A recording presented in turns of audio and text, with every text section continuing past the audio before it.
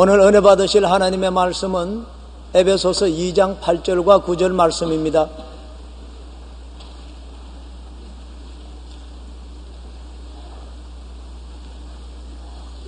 에베소서 2장 8절과 9절 말씀을 다 같이 합독하시겠습니다. 너희가 그 은혜를 인하여 믿음으로 말미암아 구원을 얻었나니 이것이 너희에게서 난 것이 아니요 하나님의 선물이라. 행위에서 난 것이 아니니 이는 누구든지 자랑치 못하게 함이니라. 아멘. 오늘 저는 여러분과 함께 구원이란 제목으로 은혜를 나누고자 합니다. 사후에 영생 천국이 있는 것을 확실히 알면 누구든지 그 나라에 들어가기를 힘쓸 것입니다. 그러나 무신론자들은 인간은 불멸의 영혼도 없고 하나님도 계시지 않고 천국도 지옥도 없다고 말합니다. 인간 생명은 죽음으로써 모든 것이 끝난다고 말하고 있습니다. 또 불가지론자들은 영혼 불멸도 신도 천국도 지옥도 있는지 없는지 알 수가 없다고 그렇게 말합니다. 또 종교인들은 영생도 사후의 세계도 믿지만 각각 저들의 종교가 그곳에 도달하는 길이라고 말하고 있습니다. 그러면 우리 기독교는 이 일에 대하여 어떻게 말하고 있는 것입니까? 첫째로 성경이 말하는 인간이 어떠한 것인지 우리는 분명히 알아야 되는 것입니다. 성경에는 인간이 하나님의 형상과 모양으로 지음을 받은 불멸의 영혼이 육체를 옷 입고 있는 존재라고 말했습니다. 하나님은 영이시요 하나님은 영원히 살아계신 하나님이십니다. 바로 인간은 이 하나님의 영원한 영을 본따서 지은 존재인 것입니다. 그렇기 때문에 우리 인생은 지음을 받을 때 불멸의 영혼이 육체인 흙 속에 살도록 지음을 받았습니다. 창세기 1장 26절에 하나님이 가라사대 우리의 형상을 따라 우리의 모양대로 우리가 사람을 만들고 그로 바다의 고기와 공중의 새와 육축과 온 땅에 기는 모든 것을 다스리게 하자 하셨습니다. 그러나 인간이 하나님을 반역하고 하나님 없이 독립해서 살고자 하다가 타락했습니다. 타락함으로 인간의 영이 죽어서 하나님과 교통이 끊어지고 인간은 육체의 혼으로만 살고 있는 것입니다. 오직 이제는 영이 죽었기 때문에 하나님과 교통이 없으므로 감각과 이성의 노예 생활을 하는 것입니다. 성경에는 감각과 이성의 노예로 사는 인생을 생각이 허망해지고 미련한 마음이 어두워져서 서로 지혜 있다 하나 우준하게 되었다고 말하고 있는 것입니다. 영이 죽고 감각과 이성이 죄로 말미암아 오염되었을 때 인간은 방향을 완전히 잃어버립니다. 비키니라고 하는 작은 아름다운 무인도 섬이 있습니다. 이 섬에는 해마다 많은 거북이들이 와서 모래 속에 알을 낳고 바다로 돌아가는데 그러면 뜨거운 모래의 열기로 알이 부화해서 새끼가 태어납니다. 그러면 이 새끼는 모두 다 열심으로 키워서 물속에 풍덩풍덩 뛰어들어가는 것입니다. 그런데 이상하게도 보통 알에서 부화 새끼 거북들이 바다로 가는 데 반해 이 섬의 거북이들은 새끼가 아래서 나와서 바다의 정반대인 산꼭대기를 향해서 열심으로 기어가다가 산꼭대기에서 물이 없으니까 말라서 비틀어져 죽고 마는 것입니다. 조사해보니 얼마 전에 이 섬에 실시된 원자 폭탄 실험으로 말미암아 노출된 방사능이 온 섬을 덮고 있어서 거북이의 감각기관이 오염되었던 것입니다. 그래서 방사능 오염으로 말미암아 거북의 방향 감각이 오염되어서 바다로 간다는 것이 산꼭대기로 가서 말라 죽습니다. 난 그 기사를 읽었을 때 인간의 실상을 비유해 볼 수 있었습니다. 인간이라는 것은 원래 하나님의 형상과 모양대로 지음받아 하나님을 섬기고 하나님 따라 살게 되어 있는데 죄로 오염되자 영혼이 죽고 마음과 몸이 부패해서 방향 감각을 잃어버리고 말았습니다. 그들의 생애 속에 하나님을 찾아가야 될 것인데 하나님 생수를 버리고 반대로 세상과 육체와 마귀와 탐욕을 쫓아갑니다. 완전히 방향 감각을 상실했습니다. 오늘 예수를 믿지 않는 세상 사람들은 방향 감각을 완전히 상실한 비키니의 거북이처럼 되어버리고 말한 것입니다. 그래서 세상과 마귀를 쫓아가다가 나중에는 멸망으로 떨어져 버리고 마는 것입니다. 인간은 이와 같이 절망적인 존재나 구원받을 수 있는 존재인 것입니다. 마귀는 스스로 타락이기 때문에 완전 타락을 했으므로 마귀는 구원받을 수 없습니다. 그러나 인간은 완전 타락이 아닙니다. 마귀의 꾀임을 받아서 타락했기 때문에 도로 회개하고 돌이킬 수 있는 기회가 있는 것입니다. 제가 국민학교 다닐 때는 굉장히 한국이 가난하고 어려워서 먹을 것이 없었습니다. 하루는 학교 갔다가 갱변을 지나서 오는데 굉장히 배가 고파요. 그런데 그 갱변에 외밭이 있어서 외가 탐스럽게 열려 있었습니다. 나이가 어리니까 아무것도 모르고 외밭에서 주인이 움막을 짓고 지키고 있는 것을 모르고서 거기에 앉아서 외를 제가 따서 아주 맛있게 먹었습니다. 그리고 내 친구 이마무라는 학생이 오기 때문에 이마무라 이리 오너라 외가 참 맛있다 먹자. 그래서 내가 따서 하나 주어서 이마무라도 내 외를 받아 먹었습니다. 그런데 한 사람이 저 먼 산을 바라보고 우리를 향해서 걸어오고 있어요. 지나가는 사람이긴 보다 했는데 곁으로자 확 달라지니까 우리 뇌를 딱 잡았습니다. 야, 이놈의 자식들아, 왜 나무밭에 외를 먹느냐. 그러니까 살려달라고 막 비니까 내 친구 이마무라는도 너는 가라. 너는 꾀임을 받아서 먹었으니까 가라. 그러고 날 보고 이놈의 자식, 너는 원래 네가 따먹고 이마무라는 너 친구를 꾀었으니까 너는 학교로 가자. 멱살을 끌고 갑니다. 그게 제가 절실히 느낀 것은 나는 원죄고 이마무라는 꾀에서 죄를 지은 거라. 그 외밭 주인이 꾀임을 받아서 먹은 사람은 모아주고 원죄인 나는 잡아서 끌어갑니다. 끌려가면 그때 일본인 교장 선생하고 담임 선생에게 죽도록 얻어맞을 걸 알기 때문에 제가 고함고함을 쳤습니다. 우리 아버님이 그때 사회 유지였기 때문에 나 도주천이 아들이야, 조두천이 아들이요.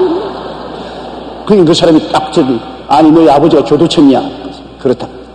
아니 그런 유명한 인사의 아들이 그래 외밭에 외를 돌진해 보자니 나쁜 놈의 자식. 그러니 큰 굴감을 주더니만 가라 그러더라. 내가 그래서 어릴 때 우리 아버님 덕분 봤다고. 그때로부터 지금까지 제 마음속에 확실히 하나 아는 것은 원죄를 지은 꾀임을 받아서 지은 죄는 같은 죄지만은 질이 다르다는 것을 알았습니다. 마귀는 원죄인 것입니다. 스스로 타락한 존재이기 때문에 완전 타락이지만은 아담과 하와는 꾀임을 받아서 타락했기 때문에 하나님의 말씀을 듣고 돌이키면 회복할 수 있는 가능성을 가지고 있는 것입니다. 마귀와 귀신은 돌이킬 수 없지만은 사람은 돌이킬 수가 있기 때문에 구원받을 수가 있는 것입니다.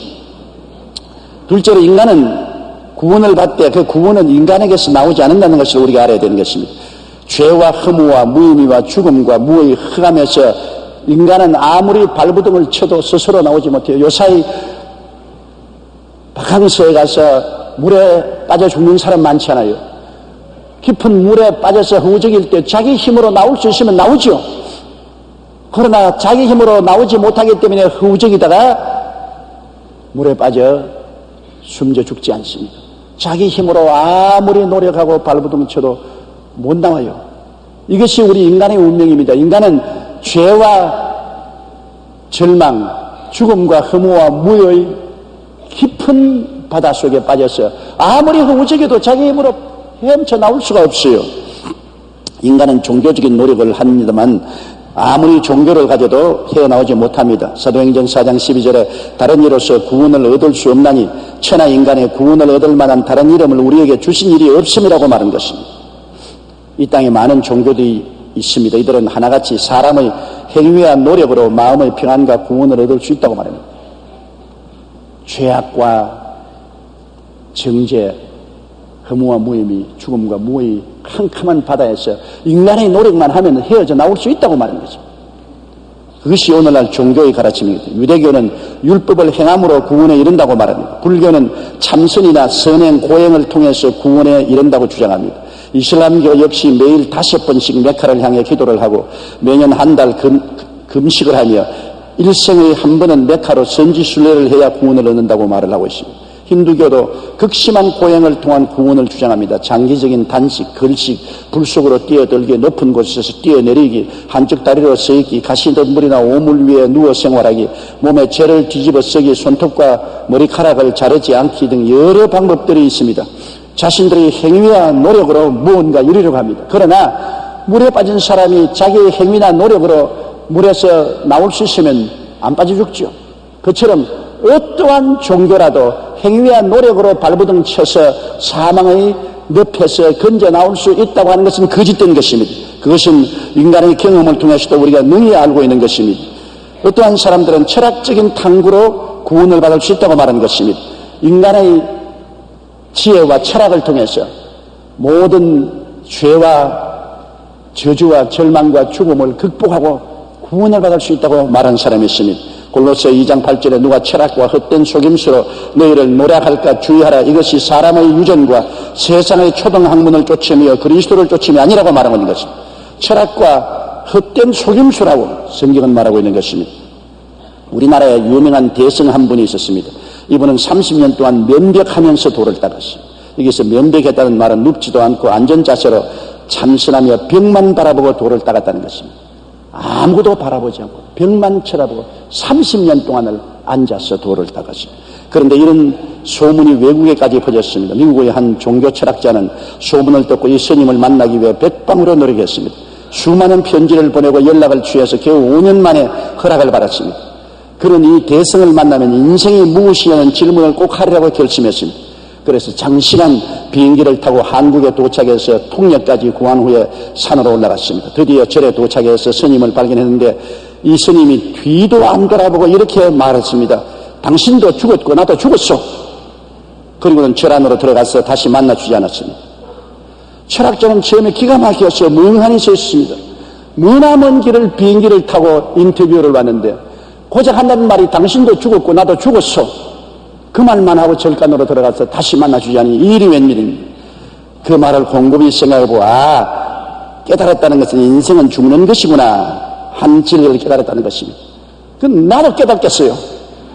여러분도 깨달을 수 있고 면벽 30년을 앉아서 인생은 죽는 것이라는 것을 깨달았다고 하는데 면벽 30년 안에도 사람은 다 죽는 것을 다 알아요. 30년 동안 연구하고 묵상하고 고행하며 깨달은 사실이 고작 인생이 죽었다는 것입니다. 그렇다면 죽음 이후에는 무엇이 있습니까? 바로 이것이 인간의 종교가 가진 한계인 것입니다. 어떠한 종교도 죽음 저 건너편의 일을 소상히 말해주지 못하면 그 종교는 우리에게 구원이 될 수 없는 것입니다. 인간의 철학은 인간은 죽는 존재다. 죽음에 이르는 병을 걸머지고 있다고 말합니다. 허무와 절망이 인간의 운명이라고 말합니다. 그것은 그런 깊은 철학을 공부 안 해도 다 깨달아서 알 수 있는 문제인 것입니다. 문제는 죽음 저 건너편에 무엇이 있으며 어떻게 그곳에 가는가를 가르쳐줘야 되는데 철학은 그 길을 가르쳐주지 못합니다. 독일의 무신론 철학자 니체는 죽기 몇 년 동안 극심한 답답한 슬픔을 느끼며 이렇게 고뇌했습니다. 나는 장차 어디로 갈 것인가? 나는 머물 수 있는 곳을 찾고자 갈망했지만 시중 찾을 수가 없었다. 그렇다면 어느 곳이 나의 돌아갈 곳인가? 나는 찾았지만 그러나 아무것도 찾을 수 없다. 영원한 세상에 어느 곳이 내 발을 둘 곳인가? 결국 그는 이런 고민을 하다가 미쳐서 생을 마감하고 말한 것입니다. 철학적 탐구와는 죄와 허무와 무의미와 죽음으로부터 구원을 찾을 수가 없습니다. 오늘날 또 많은 철학하는 젊은이들이 니체의 철학을 암송하지만 니체 자신은 자기 철학에 몰두해서 영원한 삶의 길을 찾다가 못 찾고 정신이 이상이 걸려서 죽은 존재인 것입니다. 구원은 철학적 탐구로 절대 알 수도 얻을 수도 없는 것입니다. 어떠한 사람은 어마어마하게 고행을 통해서 죄를 청천하고 구원을 받을 수 있다고 생각하는 것입니다. 잠언서 16장 2절에 사람의 행위가 자기 보기에는 모두 깨끗하여도 야훼는 심령을 감찰하신다고 말한 것입니다. 이사야 64장 6절에 대저 우리는 다 부정한 자 같아서 우리의 의는 다 더러운 옷 같으며 우리는 다 쇠폐한 잎사귀 같으므로 우리의 죄악이 바람같이 우리를 몰아가나이다 말했습니다. 우리가 아무리 고행을 하고 죄를 갚고 의롭게 되었다고 생각해도 하나님은 인간의 의는 더러운 의복과 같다고 말씀하셨습니다. 그러므로 의는 없나니 하나도 없을 것입니다. 종교개혁자 마르틴 루터는 하나님으로부터 구원을 받기 위해 많은 고행을 한 사람입니다. 차디찬 골방에서 기도하며 이만큼 추위의 고통을 겪으면 하나님이 만족하실까라고 생각했습니다. 오랫동안 금식하며 이만큼 굶주림의 고통을 쌓으면 하나님이 내 기도를 들어주실까 하며 고행을 쌓아보았지만 마음속에 죄책으로부터 벗어날 수가 없었습니다.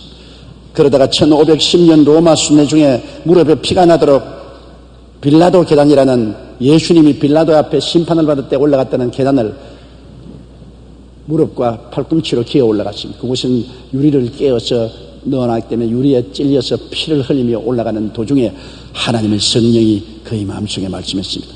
오직 의인은 믿음으로 말미암아 살리라. 이렇게 고행을 통해서 구원받는 것이 아니라 오직 예수 그리스도를 믿음으로 살리라. 마틴 루터는 올라가던 그 계단에서 일어나서 도로 내려왔습니다. 그 길로 돌아가서 종교개혁의 불씨를 돋구었던 것입니다. 다른 종교에서도 고행으로 인간의 욕망을 억제하고 구원을 얻으려는 시도들을 해왔습니다. 그러나 어떤 종교도 고행을 통해서 구원을 이루지 못했습니다. 구원은 인간의 힘으로는 될 수가 없습니다. 셋째로 우리가 오늘 알아야 될 것은 구원은 하나님의 선물이라는 것입니다. 선물은 내가 잘나서 받는 것이 아니고 내가 노력해서 받는 것이 아닙니다. 선물은 주는 사람이 호의를 가지고 주는 것이기 때문에 공짜로 은혜로 받는 것입니다. 구원은 바로 선물인 것입니다. 여러분, 지구와 생명 자체가 하나님의 선물 아닙니까? 우리가 사는 이 지구도, 우리의 현재 숨쉬고 사는 생명도 다 선물로 받은 것입니다. 우리가 만들어서 살면 우리의 노력으로 되었다고 하지만 지구를 우리가 만들었나요? 우리 생명을 우리가 만들었나요? 아니올시다. 요한복음 1장 1절로 3절에 태초에 말씀이 계시니라. 이 말씀이 하나님과 함께 계시니 이 말씀은 곧 하나님이시니라. 그가 태초에 하나님과 함께 계셨고 만물이 그로 말미암아 지은 바 되었으니 지은 것이 하나도 그가 없이는 된 것이 없느니라. 요즘에는 이전보다 훨씬 빠른 속도로 과학이 발달합니다. 게놈 지도가 등장하고 북제양 돌리 등장하더니 이제는 배아 줄기 세포를 이용한 생명 연장이 현실화되고 있습니다. 마치 인간이 신의 영역을 침탐한 것처럼 큰 소리하고 있는 것입니다. 그러나 실상은 그렇지 않습니다. 인간은 절대로 생명을 창조할 수 없습니다. 모든 것이 세포나 유전자가 있는 조건 하에서만 가능합니다. 무에서 유를 만들어내지 못합니다. 인간은 하나님이 만들어 놓은 생명을 복제는 할 수 있어도 오리지널 생명은 절대로 만들지 못합니다. 생명은 오직 하나님만이 만드실 수 있는 것입니다. 지구와 생명은 그 자체가 하나님이 만들어서 우리에게 선물로 주신 것입니다. 인간의 최대 능력은 하나님이 만드신 생명을 흉내내는 것에 불과한 것입니다. 구원도 하나님이 예비하신 선물입니다. 예수님 십자가 죽음을 통해서 인간의 절망을 예수님이 극복해 주셨습니다. 이사야 53장 5절로 6절에 그가 찔리면 우리 허물을 인하며 그가 상하면 우리의 죄악을 인함이라. 그가 징계를 받음으로 우리가 평화를 누리고 그가 채찍에 맞음으로 우리가 다 나음을 입었도다. 우리는 다 양같이 그릇 행하여 각기 제 길로 갔거늘 야외께서는 우리 무리의 죄악을 그에게 담당시겠다고 말한 것입니다. 인간에게 주신 하나님의 최대의 선물이 예수 그리스도인 것입니다. 하나님이 세상을 이처럼 사랑하사 독생자를 주셨으니 이는 저를 믿는 자마다 멸망치 않고 영생을 얻게 하랬습니다. 믿는 자마다입니다. 일한 대가로 주는 것이 아닙니다. 고행을 한 대가로 주는 것이 아닙니다. 철학적인 사고를 한 대가로 주는 것이 아닙니다. 남녀 노유 빈부 귀천할 것 없이 오직 하나님의 선물을 믿기만 하면은 구원을 얻게 되는 것입니다. 고린도후서 5장 11절에 그런즉 누구든지 그리스도 안에 있으면 새로운 피조물이라. 이전 것은 지나갔으니 보라 새 것이 되었도다.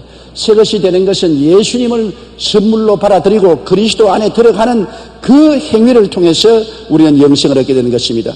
영원한 희망, 영원한 긍정적인 소망이 예수를 통해서 오는 것입니다. 예수님은 십자가에서 우리의 죽음을 짊어지고 죽으시고 무덤에 들어갔다가 죽음을 멸하고 부활하심으로 말미암아 영원한 희망의 근원이 되는 것입니다. 십자가에서 우리의 생명의 불이 꺼졌다고 생각했는데 예수님은 부활하심으로 꺼지지 않은 영원한 생명의 원천이 되신 것입니다.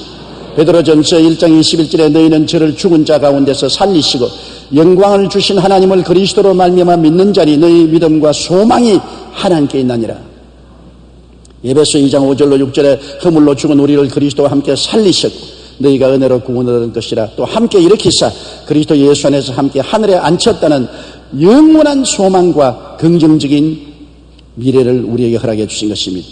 그럼 넷째로 은혜와 믿음입니다. 하나님이 구원을 선물로 주셨기 때문에 우리는 이 은혜를 믿음으로만 받아들이라고 말한 것입니다. 아무 조건이 없습니다. 은혜란 뜻이 뭡니까? 값없이 주시는 것입니다. 은혜에 대가를 지불하겠다면 은혜가 되지 않는 것입니다. 은혜는 무조건 값없이 주는 것입니다. 로마서 3장 24절에 그리스도 예수 안에 있는 구속으로 말미암아 하나님의 은혜로 값없이 의롭다 하심을 얻은 자 되었느니라. 값을 지불했으면 은혜가 안 되지요. 값을 지불하지 않고 아무 값없이 무조건 주는 것이 은혜인 것입니다. 예수를 믿음으로 죄사함의 은혜를 하나님이 우리에게 주시는 것입니다. 제가 미국 여행 중 하와이에서 사업가 한 사람을 만난 적이 있습니다. 그분은 제게 와서 목사님, 저는 가난한 집에서 태어나서 고생하며 열심히 일한 결과에 남들이 부러워하는 거부가 되었습니다. 제 나이 48이지만 더 이상 일하지 않아도 되기 때문에 지금은 은퇴하고 별장에서 사냥과 낚시로 소일하고 있습니다. 그런데 고생하면서 열심히 살 때는 몰랐는데 시간과 돈이 많아지니까 이젠 말할 수 없는 인생의 공허함을 느낍니다. 그래서 제가 신앙을 가지라고 권면했더니 자신은 이미 철저한 카톨릭 신자라고 말했습니다. 그래서 저는 그분에게 예수 믿고 구원을 얻었으면 인생의 공허함을 느낄 수가 없을 텐데요 라고 물었습니다. 그랬더니 저는 지금껏 살아오면서 공짜로 얻은 것이 하나도 없습니다. 다 값을 지불했습니다. 예수를 믿고 구원을 받으려면 좋은 일을 많이 해야 하는데 저는 그동안 돈 버는 일에 너무 급급해서 좋은 일을 하지 못했습니다. 그래서 성당에 나가긴 해도 아직 구원은 받지 못했습니다. 그렇게 대답을 해요. 그렇지 않습니다. 구원은 오직 믿음으로 받는 것이지 값을 지불하고 받는 것이 아닙니다. 그렇게 제가 말하니까 대가를 치르지 않고 구원받는 것은 생각할 수도 없습니다. 내가 여태까지 살아오면서 대가를 지불하지 않고 공짜로 얻은 것은 없기 때문에 구원같이 큰 은혜를 어떻게 공짜로 받을 수가 있습니까? 그래서 비록 저는 구원을 받지 못해도 그저 자손들이나 잘 되었으면 하는 마음으로 성당에 가서 기도할 뿐이라고 말했습니다. 그래요? 그러면 한 가지 물어봅시다. 부형님은 저 찬란한 태양빛의 대가를 지불한 적이 있습니까?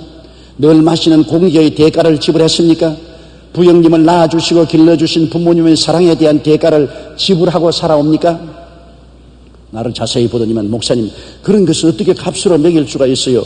값으로 매긴다 해도 너무 비싸서 내 재산 다 주고도 햇빛을 지불할 수 없고 공기를 지불할 수 없고 부모님의 사랑의 대가를 지불할 수 없어요.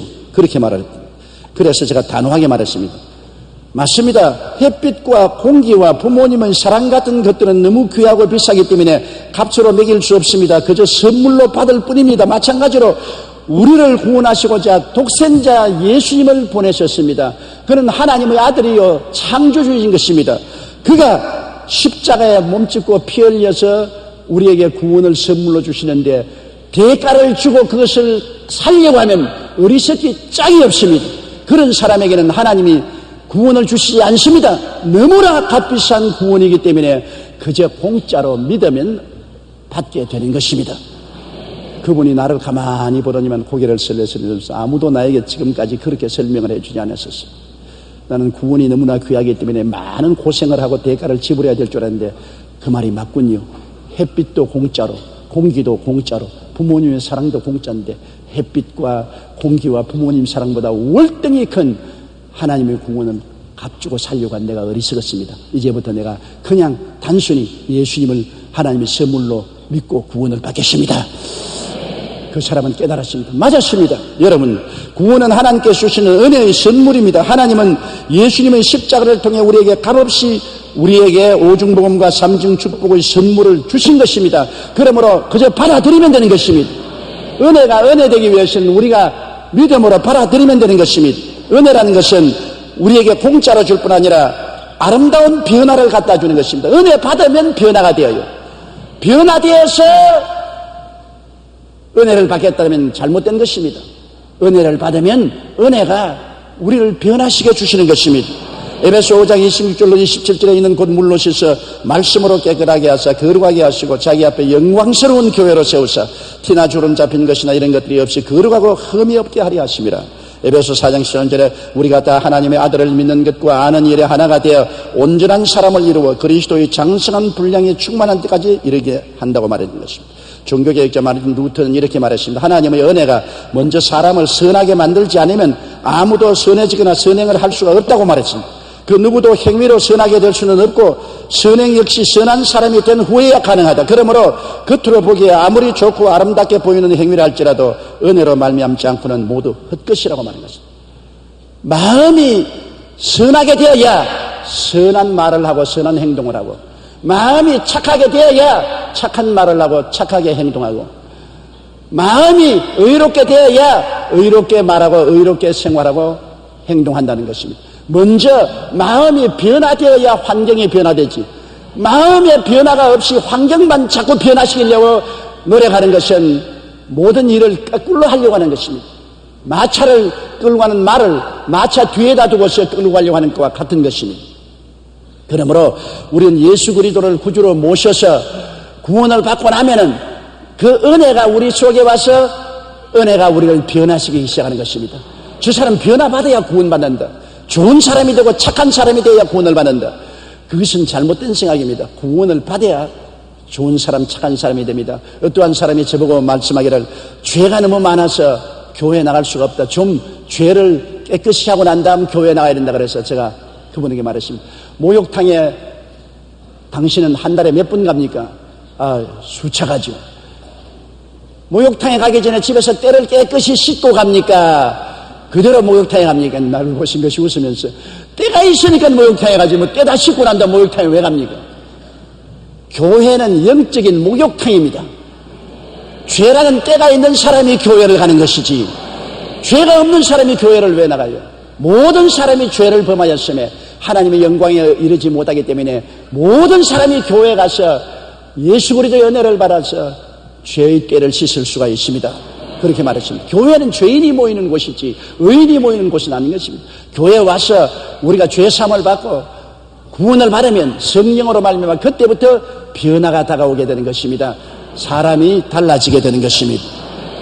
모든 것이 은혜로 말미암아 되는 것을 우리가 알아야 되는 것입니다.